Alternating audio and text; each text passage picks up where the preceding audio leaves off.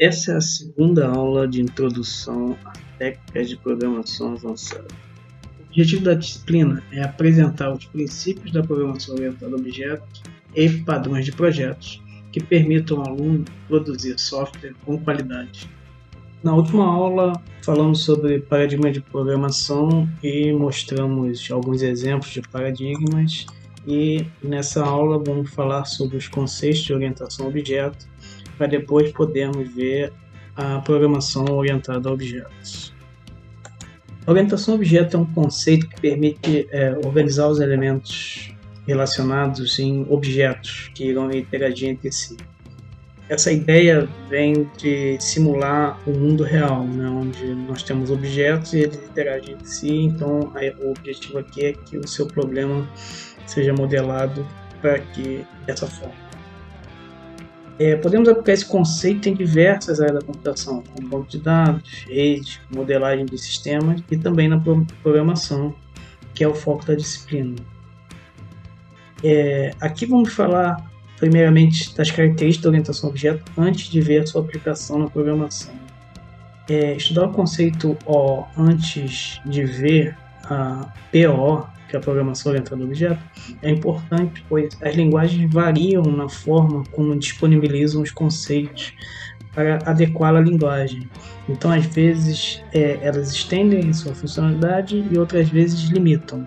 Então, é importante a gente ter os conceitos, conhecer os conceitos orientados a objeto e, quando estivermos utilizando uma linguagem, decidir, caímos numa situação dessa, onde um conceito é limitado ou é adequado, decidir se a gente vai seguir conceito orientado a objeto e não utilizar a ferramenta que a linguagem disponibiliza, ou utilizar a linguagem que a ferramenta disponibiliza e assim ferindo eventualmente algum conceito de orientação a objeto. Uma aplicação orientada a objeto vai estruturar seu problema em classes. Essas classes vão definir atributos e métodos para solucionar o problema. Essa estruturação deve seguir 4 características de uma modelagem orientada a objetos, que são abstração, encapsulamento, herança e polimorfismo. Vai destacar a diferença de classe para objeto. É uma confusão comum de ser feita. A classe descreve quais atributos e comportamentos um objeto terá.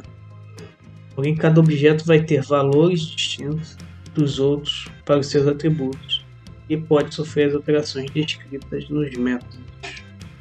Agora vamos fazer uma breve introdução nesses 4 conceitos, mas lembrando que eles vão ser vistos com mais profundidade quando estivermos falando sobre programação orientada a objeto.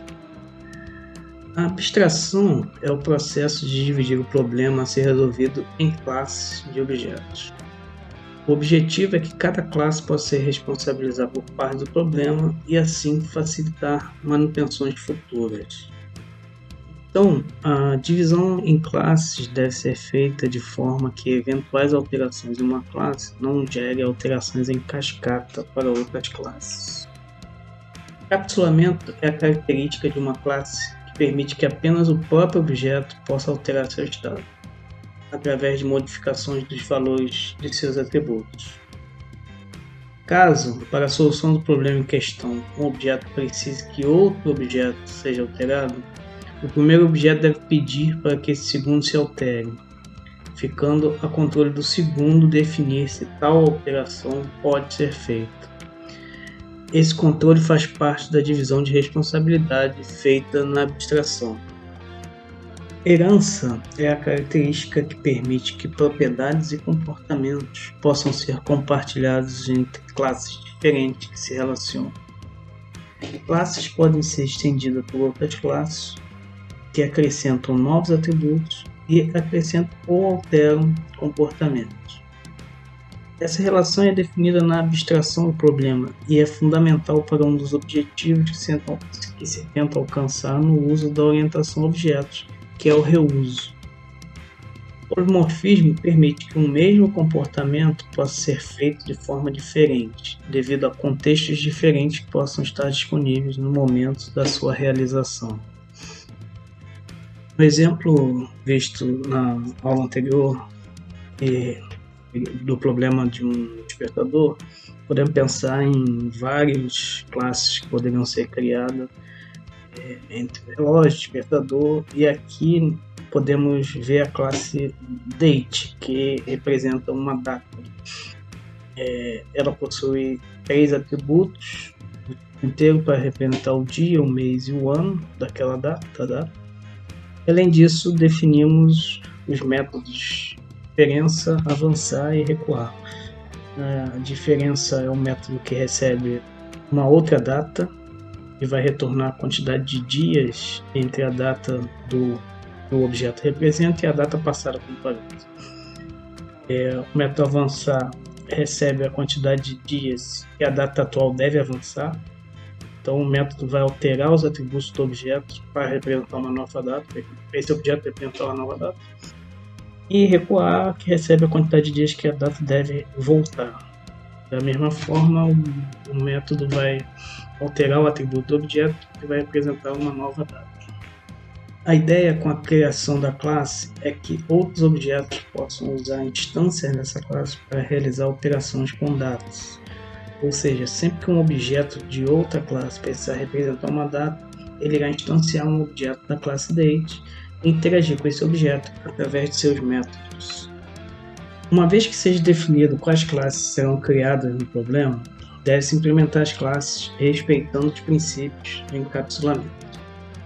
Então é normal pensar nos comportamentos das classes individualmente, uma classe do problema de cada vez.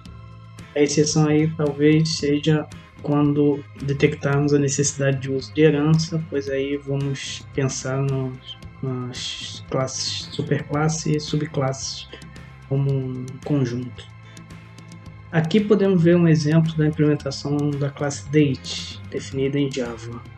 A implementação de cada método, que é representado por esses 3 pontos, não está mostrado, por isso será abordado em outra oportunidade. A ideia aqui é só mostrar a estrutura da classe em Java. O mesmo exemplo em C++, da mesma forma não mostrando a implementação do método, apenas a estrutura da classe. E, por fim, em Object-Pascal. Podemos ver que cada linguagem disponibiliza os mesmos conceitos de forma diferente. Então, o importante é conhecer os conceitos para que possamos buscar como eles são implementados no momento de aprender uma linguagem nova. E aqui termina essa segunda aula de introdução. Conhecemos os conceitos da orientação a objetos e vimos que o seu uso na computação não se restringe apenas na programação. Falamos sobre diferentes formas que os conceitos podem ser disponibilizados na linguagem, por isso a importância de conhecer os conceitos OO independente da programação. Essas formas diferentes vão ser melhor abordadas nas próximas aulas. Vimos também um exemplo da definição de uma classe e como seria sua implementação em 3 linguagens diferentes.